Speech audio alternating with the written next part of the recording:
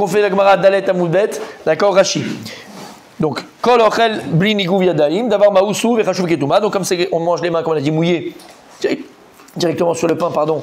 Le pain, il se mouille, et donc c'est quelque chose qui est maous, qui est dégoûtant, comme la Touma. Chez Neymar, Kacha Yochlu Bnei Israël et Lachmam, Tamé, Alma, d'avoir Mious, Kare Touma. Et donc, puisqu'on a dit, c'est comme ça que les Bnei Israël mangeront leur pain qui est tamé, donc les mains mouillées. Donc, on voit que les mains mouillées, la Torah a dit que c'est comme si c'était tamé. C'est pour ça qu'on a dit, on appelle ça tamé. Oui. Mais mouillé, ça transmet la Touma. Oui. Pas besoin de dire comme, il y a un risque de Touma. Oui, mais là c'est. C'est pire que ça, c'est. Émet ce que tu dis. Mais là, c'est pas le sujet. Là, on n'est pas dans la halakha de. Là, on est dans le fait de quelqu'un qui se permettrait de manger ce qui n'a pas fait les mains. C'est maouch ketouma, c'est quelque chose qui est maous. D'accord? Imagine maintenant, tu as déjà fait Netchet Shadaim, pour une raison X, Y, Z, tu vas te retrouver, tes mains sont mouillées. Tu as pris des tomates, tu les as lavées. Tu n'es pas après essuyer les mains, tu vas prendre du pain. Ben, dans ce cas-là, ça s'appelait maous. Tu dois essuyer les mains. Parce que du pain mouillé, c'est maous. Et non pas Mickey Mousse. Oui. Comment? Il faut sécher les mains. Sécher les mains pour Yacharonim, bien sûr. Maï ve'eshetish, donc qu'est-ce qu'on a dit? Tout celui qui a, chas v'shalom, l'orgueil, finalement, il va, t'étais là hier? Ouais. Il va tomber dans l'adultère. Rashi, Sefa dekra del'el ha, ou ki be'adisha zona atikar lechem. Les sommes nirshal be'eshetish, donc on est à la fin, il tombera dans l'adultère. Ve'achika amar, ça qui veut dire le pasouk. Be'adisha zona atikar lechem. Donc pour une femme, zona, il ira même pour du pain. Ve'eshetish zona nefesh ekara, c'est ce qu'on avait dit avant. Agova itetsudena. Rodef acharea, donc il court après uniquement les femmes mariées. Ve'tsadota ou magia, il la chasse et il la. Comment on dit quand tu chasses? Tu mets dans un piège. Tu la pièges. Il la piège et après il arrive à la séduire. Non. Avera. I tatsud mi bayele. I tatsud mi bayele. Je devrais dire encore. Hi tatsud. Kevan mi sefa le recha kadrashtal. Et puisque tu as appris de la recha la sefa du début à la fin. Achi bayele mirta. Comme ça tu aurais dû écrire. Veshetish nefesh yekara i tatsud ota. C'est-à-dire que lui il va être pour chasser cette femme-là. Avalata mashma shetit sada et nefesh yekara. J'ai l'impression que c'est la femme qui a pourchassé cet homme-là. Donc c'est mal et entre guillemets si c'est comme toi la compréhension, alors c'est mal écrit dans le verset. Et il continue, il dit Mikohen Gadol. Mikohen Gadol. Anichnas lifnai velifnim. Deafilu mamzer talmid chacham kodem lekohen amaretz. Même un talmid chacham, mais qui est mamzer, qui est bâtard, il est encore plus grand, Rabbi Michael, qu'un Kohen, mais ignorant en Torah. Oui. Niftoach Rishon, Veloreh Rishon. Si on a un talmid chacham, écoutez bien, si on a un talmid chacham bâtard, eh ben c'est lui qui doit monter premier à la Torah et pas le Kohen qui est ignorant. Oh là là. Ou maïkra yalfinan le mi orayot, on apprend ça dans orayot. Veram levavecha, et ton cœur il va s'enorgueillir. Maale ani alecha kilu shacharto. Et moi je considère comme si tu m'avais oublié. Aïe. Qui est kol à Toraevot, parce que toutes les Toraevot, elle dit tout celui qui a l'orgueil, ben à la fin il ira avec toutes les relations sexuelles interdites, il fera tout le mal. Gabé Arayot, qui parce qu'il y a écrit Toraevot dans Arayot, Toraevot, Gzera Shabbat, comme on a vu hier. Bamé, Abodat Koré, Bamé, Bama, c'est quoi? Tout celui qui a l'orgueil, on a dit hier, c'est comme si il construisait un hôtel pour l'Avodat Zara. Écrit Bama, Abodat Kochavim. C'était les hôtels que les gens faisaient pour les idoles. Le Nicro-Bamé, le Nicro-Bama. Il a fait. T'as raison, il aurait pu. Tout est dans le 23. Il a fait. 23. Maï yad leya loinake. Et même s'il a beaucoup de Torah, cette personne-là, Mechazé Shalom, elle a de l'orgueil, alors elle ne sera pas protégée du Geinam. Sefa dekra de Aribe lerel, hu toevat Hashem, kol gavalev, yad leyad loinake. T'as dit quoi? Après on a dit, tout celui qui a Gasutaroua, Rabbi Daniel, tout celui qui a l'orgueil, même si maintenant, il est qu'Avram Avinu, comme Avram Avinu, d'accord? Et il vient, il proclame haut et fort que Dieu, c'est lui qui a créé le ciel et la terre, il fait revenir les gens vers Hachem, même s'il est comme Avram Avinu, il ne sera pas protégé du Geinam. Rashi nous dit, Velo Garsinan Kolaba et les Chetish. Ici, on ne parle pas par rapport à celui qui va avec une femme mariée. De Mishta Ekra et là, Begaseroa, parce que le Passouk ne parle pas de ça. Le Passouk, il parle de l'or. Oui. Question. Parce que à la fin, jusqu'à 120 ans, il y aura le compte des mitzvot, des averot, quoi Tout à qu'il fait. arrive. Tout à fait. Là, ce qu'elle est en train de nous passer comme message, Ouais. c'est que tu peux avoir autant de mitzvot que tu veux. Ouais. Si tu as tombé dans l'adultère, Dans l'orgueil, là c'est l'orgueil. Pardon, Oui. dans l'orgueil qui t'amènera à l'adultère. Ouais. Oui, mais il faut un peu d'orgueil. Non, il a raison. Là, on parle de quelqu'un. Bah, d'accord, c'est pas grave, tu travailles. On parle de quelqu'un et on va voir qu'il en faut de l'orgueil malgré tout. On va voir c'est quoi. En tout cas, on parle de quelqu'un qui est orgueilleux tout le temps, c'est-à-dire qu'il cherche le kavod, c'est une façon de vivre. Comment? Tes chevaux ne marchent pas sur le. Bien sûr qu'elle marche. Ah, non, Bien sûr qu'elle marche. Ah, d'accord. Non, bien sûr, on parle de quelqu'un qui va vite chouva. Mais celui qui meurt, qui reste dans son orgueil, Bah, voilà. en fait, même s'il il est au max en Comme Abraham Avinu, on te dit. Il passera par le Gainam. Il passera par le Gainam. Sa Torah, parce qu'on avait vu.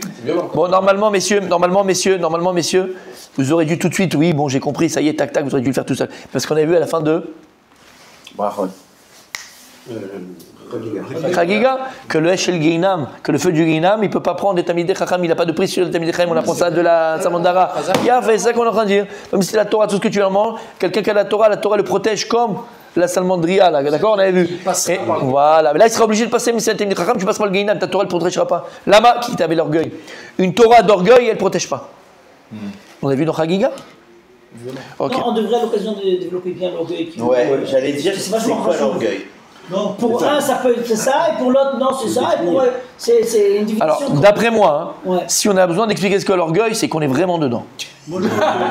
Alors, bah, peut-être Je que c'est rigole, bien. je te taquine, je te fais bisous, mais pas toi. Il a dit quand même. Mais je rigole, c'est mon Daniel, ça, c'est mon Daniel. C'est-à-dire, si tu te poses la question, C'est que je qu'on est rigole. orgueilleux. Ah d'accord, Khavisha. Je crois que si on se pose la question, c'est qu'on n'est pas orgueilleux sur une personne. C'est exactement ça. Non, c'est qu'on ne sait pas, c'est qu'on est tellement... Mais moi, les gens orgueilleux, je les vois. Moi, bon, je ne veux pas dire où j'habitais Oui. avant en France. Il y avait beaucoup d'orgueilleux, et c'est ceux-là qui. Qui ont fait... Oui, qu'on tromperait leur femme, mais c'est la vérité.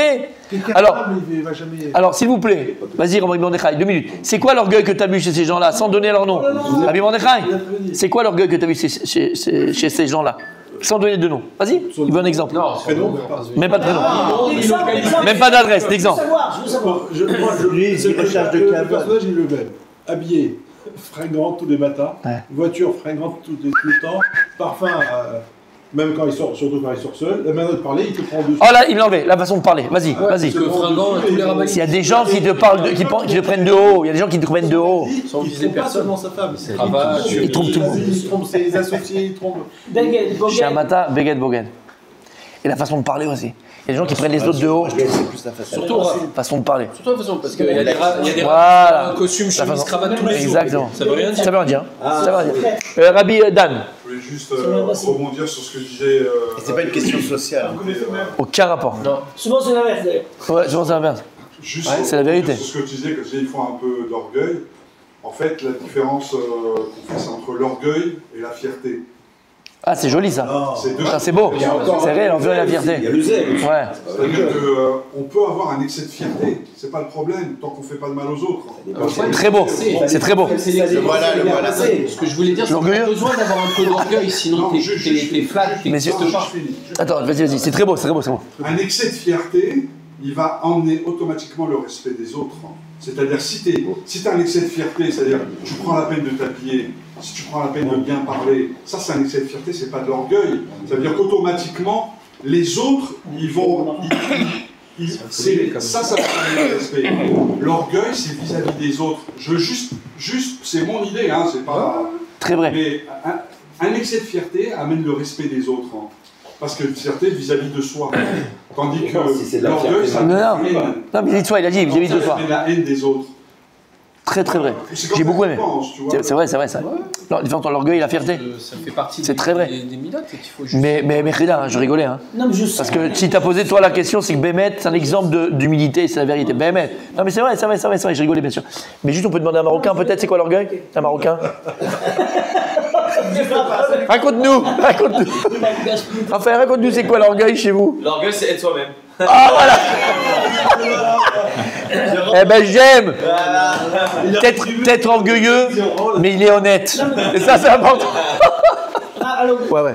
développer en 5 minutes la différence entre l'orgueil et. Et La fierté. Et quoi? La fierté. Alors, bien sûr, Hier, un- et on va le voir, on va le voir. Pensez avec le nombril du monde. Pensez que Alors, l'orgueilleux par définition. D'abord, ce qu'il a dit, Rabbi Yochanan, c'est émettre, mais ça, comment tu le reconnais? L'orgueilleux, c'est sa façon Oui, on peut reconnaître. de s'habiller.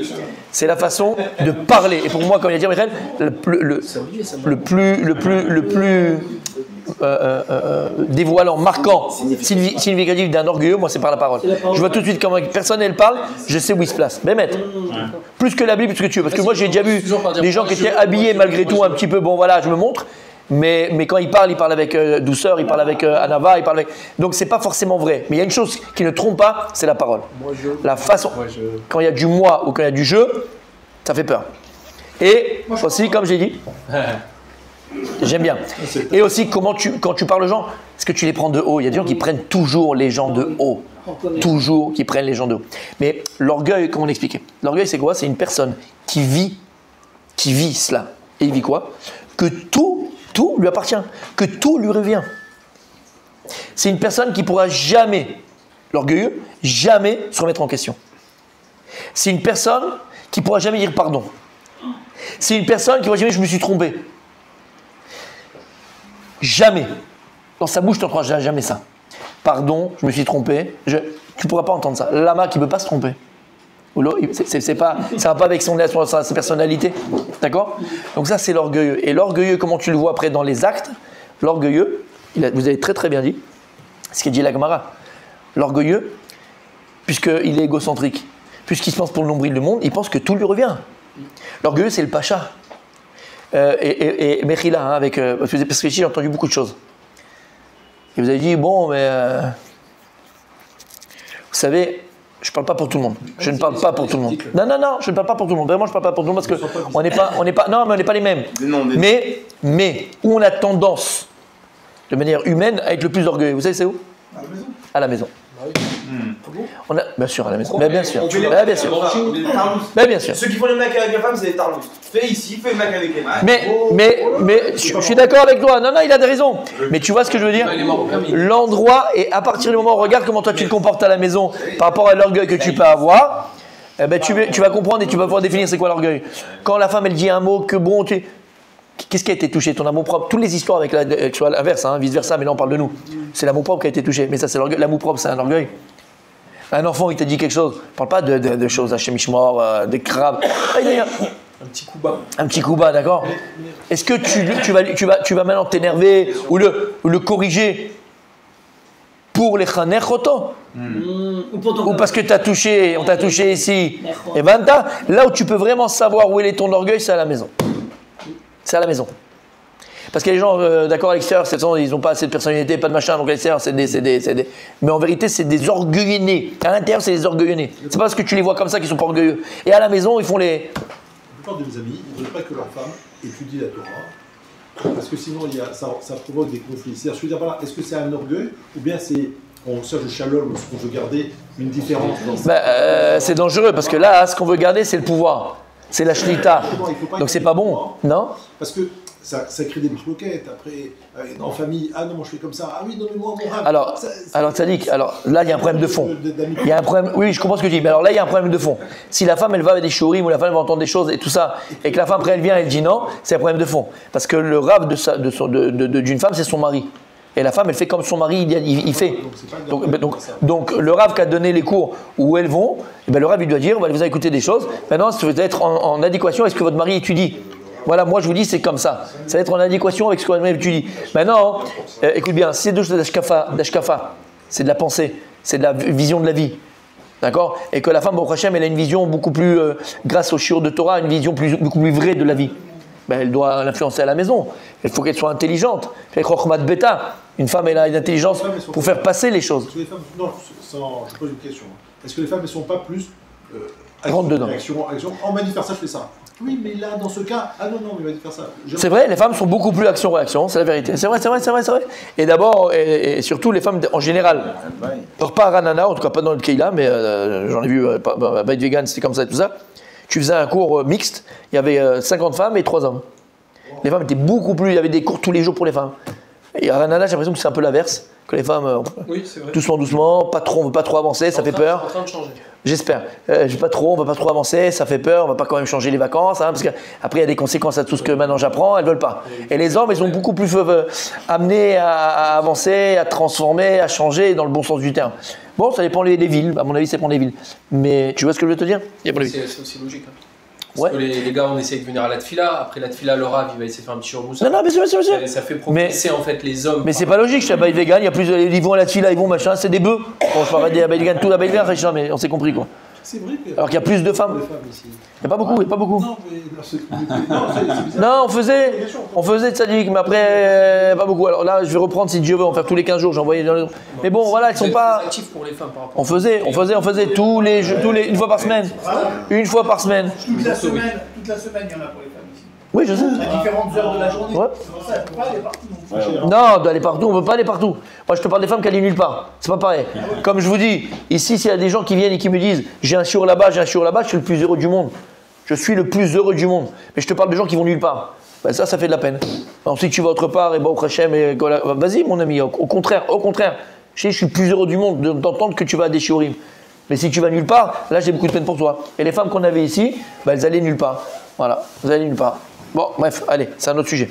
En tout cas, on continuera. T'as compris, Rabbi Daniel? Oui. Ouais. Akneula Kadosh Baruch Hu. Donc même si quelqu'un il a été makné et Hashem, alors il dit Ishlitu beshvacho ala kol kshavram. Donc mamash il est meshabech et Hashem comme Avraham Avinu. Shikaro connaît Shem vaaretz vainu yad le yad. Afilu domé la Avraham she'amar arimoti yadi. Même dans ce cas-là, eh ben cette personne elle sera pas sauvée du feu du Guinam, comme on a vu dans Chagiga, comme j'ai dit, parce que la Torah que tu étudies, la Torah qu'on étudie, messieurs, et c'est pas n'importe quelle Torah qu'on peut étudier, c'est pas n'importe quelle Torah, c'est la Torah Shebirtav, mais la Torah Shebe'alpeh. La Torah Shebirtav et la Torah Shebe'alpeh. C'est la force de la Gemara, c'est la force de la Gemara. Shabbat. Exactement. C'est la force de la Torah Shebe'alpeh, c'est la force de la Gemara. Et donc même si tu as beaucoup de Torah, beaucoup de connaissances, beaucoup de savoir dans la Torah, s'il y a l'orgueil, ça ne va pas ensemble. Mais en vérité, tu comprends pourquoi. Pourquoi? C'est qu'en fait, cette Torah que tu as étudiée, eh ben, elle n'a pas réussi à te transformer. Si on étudie la Torah comme il faut, la Torah, elle doit amener l'humilité. La Torah, elle doit amener l'humilité. Même si il dit le Rav Dessler, attention, on avait amené ça, que l'ego, c'est une chose que Dieu il a créée en l'homme. Et c'est quelque chose qu'on a besoin. Comme j'ai dit, c'est le moteur. Un enfant, tu as besoin de lui dire que c'est le meilleur, c'est le premier de la classe. Tu as besoin de tout ça. Et l'ego, en tant que tel, c'est pas quelque chose de négatif. Et on va le voir dans la Gemara. L'ego, c'est l'orgueil. Voilà, l'ego, c'est pas l'orgueil. L'ego, c'est le soi. L'amour de soi-même. On a le droit de s'aimer et on doit. Un minimum 2. Voilà, on va le voir. Les méthodes, toujours, c'est une question de... Équilibré. Exactement. D'où vient le mot midot? D'où vient le mot midot? Mais ce que je veux dire par là, il dit le Rav Dessler. Dans la vie, on va avoir des choses que chacun il va augmenter son ego jusqu'à arriver à l'égoïsme, l'égocentrisme et l'orgueil. Faire attention, il va être orgueilleux, par rapport à son niveau de vie, d'accord, c'est un niveau social, on va dire, par rapport à l'argent qu'il a. Il va être orgueilleux par rapport à la philosophie des trucs, il a une très très bonne tête et il dit d'accord, c'est un grand conférencier. Et chacun il peut avoir. Et il dit, le danger qui guette le Talmid Chacham, c'est quoi? C'est pour ça que vous verrez qu'un, il y en a deux. Ils disent il y a deux plus grands Yetzerara, des Talmidei Chachamim et des Rabbanim. Deux. Le premier c'est le Kavod et le deuxième c'est les femmes. Kavod, les femmes. Oui, mais ça c'est pas un Yetzerara, ça c'est une épreuve. Je parle de l'épreuve dans leur vie. Là je parle de Yetzerara. Il dit les deux plus grands Yetzerara des Rabbanim ou des Talmidei Chachamim, c'est l'orgueil, le Kavod, Lama, parce qu'il dit à Desser, la Torah. Elle est là pour faire grandir la nochiout. La Torah, elle fait grandir ton ani. Mais c'est très bien positivement parce que tu deviens. De l'autre côté, il faut être humble. Mais si tu n'arrives pas à contrôler cette Torah qui rentre en toi, et tu verras, tu as des trucs qui te donnent la main avant que tu dis bonjour. Le Rav, il te donne la main avant que tu dis bonjour. Qu'est-ce que tu fais là? Tu veux que on tape la main? Qu'est-ce que tu fais? Lui, il te donne. Si toi, tu viens, t'embrasses la main de ton Rav, lui, il veut pas. D'accord? Moi, mon Rav aussi, il veut pas qu'on l'embrasse, il enlève la main. Mais c'est moi qui va vers lui. D'accord? Et il y en a qui sont comme ça. Qu'est-ce que tu fais? C'est lui qui est comme ça, on va le voir. Ah ouais? Bon, d'accord. Ok. Ok. Bref, l'homme est chané, c'est pas grave. D'accord? C'est pas grave, mon tzaddik, c'est pas grave. Mais c'est le kabod, le kabod. Et le kabod, après que les gens y font, par rapport à sa Torah, par rapport, il dit des choses de sensé, puisque la Torah, c'est pas lui qui dit, c'est la Torah qui dit, donc c'est normal que c'est censé. Et les gens, ils font le kabod, et ils sont derrière lui, et ils lui parlent, et ils lui demandent des conseils. Moi, je suis capable de donner des conseils. Hashem Ishmor, tu peux arriver même à une secte, parce que tu peux contrôler la vie des gens. Parce que les gens, ils sont tellement naïfs, mais tellement naïfs. Tu peux en faire ce que tu veux des gens. Les mecs, plus ils sont puissants, plus il y a de Exactement. à cause de quoi? Ou du kavod ou des femmes. Exactement. Et le deuxième, c'est les femmes. Je veux pas citer. Et le deuxième, c'est les femmes. Ah, c'est très dangereux. Et inquiété. Quand on monte comme ça. Ben voilà. Parce que comme j'ai dit, quand tu maintenant. Que ça soit dans autre chose. Partout. Mais là, dans la Torah, c'est le problème. D'accord? C'est comme si maintenant tu étais à la centrale nucléaire, c'est toi qui t'occupes de la pipette qui va mettre le. Là, c'est du nucléaire, ce que tu t'occupes du nucléaire. C'est nucléaire. En fait, donc, c'est ces deux choses-là. Faire attention. Faire attention. En fait, ce qu'on dit, c'est très logique. Parce que si l'orgueil, la définition, c'est il pense que tout lui appartient. Et donc, même les femmes. Il voit une femme jolie. Eh ben voilà. Elle lui appartient. Et en plus, elle vient le voir. Elle vient lui problème. Avec mon mari, ça va pas. Avec le chinois, j'arrive pas. Avec le... Viens, je vais te réconforter, moi. Tu vas voir. Viens, je vais te réconforter. Chez l'Oneda, c'est pour ça mes amis, je vous ai dit, quand j'avais le séminaire de jeunes filles, ils ont 18, 19 ans, 20 ans, et celui à cet âge-là, comme un bachou, comme un jeune homme, mais sur une jeune fille, en l'occurrence, ça idéalise. Une fille, tout de suite, elle idéalise. Par d'abord un rave. En plus, quand t'es jeune, d'accord, t'es jeune, t'es beau gosse. Non, je d'accord. Non, mais l'homme est chané. Mais une jeune fille, elle idéalise. Elle se dit, ouais, j'aimerais l'avoir celui-là comme mari. Parce que d'accord, t'as mis Tracham et Tsochi, on va dire, ok, c'est ce que tu veux. Et tu sais que c'est un danger. Alors, c'est quoi le plus grand danger? C'est quoi le plus grand danger? C'est de ne pas être au courant que c'est un danger. Et savoir qu'un séminaire par une jeune fille ou faire des cours à des femmes, je vous ai dit 1000 fois, c'est pas un Lechatrila. C'est un Bediavad de chez Bediavad. Elles ont besoin, il faut de la Torah. Alors si c'est un Bediavad, tu vas prendre toutes les précautions possibles et inimaginables. Si tu te permets de faire des cours à des femmes, tu te permets d'avoir un séminaire ou d'avoir des cours à des jeunes filles, c'est hyper dangereux. Elles viennent... des cours à des femmes Parce que tu es un tombeur. Elles viennent te voir, elles te racontent leur vie, du début à la fin. Elles idéalisent, elles te voient en tant que père, elles te voient en tant que... C'est jouer avec le feu. Et il y a eu des cas comme ça. C'est ça que comme il a dit, il faut que toujours la femme, qu'elle soit toujours au courant, qu'elle soit là, toujours avec des gens autour. Ou même, moi je connais des cas où il y a eu ça, et je connais l'inverse, qu'il n'y a rien eu du tout, et la fille elle a commencé à se faire des films et tout ça, et elle a tué, après bon elle a dit, Mechila, tu vois, j'ai pété un câble et tout ça, mais entre temps elle a tué la vie d'un couple, tué la vie de tout le monde. Ça arrive. Donc, des précautions, c'est très très dangereux. Continue demain, Bezrat Hashem.